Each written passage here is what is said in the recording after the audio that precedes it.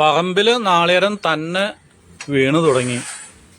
ചൂട് കൂടിയപ്പോൾ പെട്ടെന്നുള്ളൊരു രണ്ട് മഴയും നാളികേരത്തിന് നിൽക്കാൻ പറ്റണില്ല, താഴെ വീണു. ഇപ്പം ഞാൻ ഇവിടെ കുറേ കുഴികൾ കുത്തിയിട്ട് ചെടികൾ കുഴിച്ചിടാനുള്ള പരിപാടിയാണ്. പുതുമഴ രണ്ടെണ്ണം പെയ്ത കാരണം മണ്ണൊക്കെ ഇളകി, കണ്ടില്ലേ? പലതരത്തിലുള്ള ചെടിക്കൊമ്പുകളാണിത്. ഇതിൽ ചെത്തിയുണ്ട്,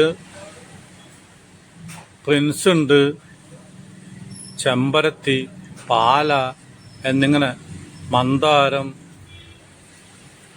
പിന്നെ കുറേ മഞ്ഞ കോളാമ്പി പൂക്കൾ, പല സാധനങ്ങളൊക്കെ കുഴിച്ചിടാണ്. ഇപ്പം നമ്മൾ കുഴിച്ചിട്ടാലുള്ള മെച്ചം എന്താ വെച്ചാൽ ഇനി ഒരു മാസത്തിന്, ഇപ്പം പുതുമഴ രണ്ടെണ്ണം കിട്ടി വിഷുവിന്, ഇനി ഒരു മാസത്തിനുള്ളിൽ മഴക്കാലം തുടങ്ങും.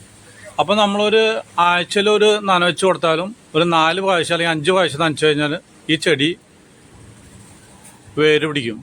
പിന്നെ നമുക്കൊന്നും ചെയ്യണ്ട. ഈ ഒരു 5-8 മാസം ഇനി മഴയോട് മഴയായിരിക്കും. 6 മാസം മഴയും പിന്നെ ഇടയ്ക്കിട്ട് വരെ മഴ, അങ്ങനെ ഒരു 8 മാസത്തോളം മഴ ഉണ്ട്. അപ്പം നമ്മൾ പിന്നെ ഇത് ചെടി നനയ്ക്കുന്നത് വേണ്ട, തന്നെ ഇത് വളർന്ന് വന്നോളൂ. കണ്ടോ? അപ്പം നന്നായിട്ട് ഒന്ന് നനച്ചു കൊടുക്കണം. ഇത് ആഴ്ചയിൽ ഒരെണ്ണം, അങ്ങനെ ഒരു മാസം കൊണ്ട് ഒരു 4 പ്രാവശ്യം 5 പ്രാവശ്യം നനച്ചു കഴിഞ്ഞിട്ടുണ്ടെങ്കിൽ ഇഷ്ടം പോലെ ചെടികളാവും. പിന്നെ നമ്മൾ ഓണം വരുമ്പോൾ നാട്ടുകാരുടെ പറമ്പിലും വല്ലവൻ്റെ ചെടിയൊന്നും പൂക്കളും മോഷ്ടിക്കാൻ പോകണ്ട. ഇരുട്ടാകുമ്പോൾ നേരെ വെളുക്കുമ്പോൾ വല്ലവരുടെ ചെടി പൊട്ടിക്കാൻ പോവുക, പൂവ് പൊട്ടിക്കാൻ പോവുക, ഇതൊന്നും വേണ്ട.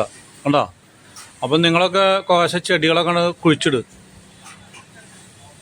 മതിൽ കെട്ടിയാൽ എൻ്റെ അപ്പുറത്ത് വെച്ച വഴിയിൽ അപ്പോഴും ഒരു ഭംഗിയാണ്. കണ്ടോ? അപ്പോൾ നേരത്തെ കിട്ടിയ നാളികേരം കണ്ടോ? ഇത് പൊളിച്ചിട്ട് നമ്മൾ ഇതിൻ്റെ വെള്ളമൊക്കെ കുടിച്ചു കഴിഞ്ഞാലേ ഇനി കിണറിൽ നിന്ന് വെള്ളമൊന്നും കോരി കുടിക്കണ്ട. കണ്ടോ? ഇതൊക്കെ നല്ല മധുരമായിട്ടുള്ള വെള്ളമാണ്. ഇതിൻ്റെ കണ്ണൊന്ന് കുത്താ അണ്ടാണ്ട് വലിച്ചാൽ കുടിച്ചാൽ മതി.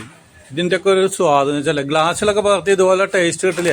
ഇത് കുറേശ്ശെ നമ്മളിങ്ങോട്ട് സിപ്പ് ചെയ്ത് കുടിക്കുമ്പോഴേ അതിൻ്റെ ഒരു രുചി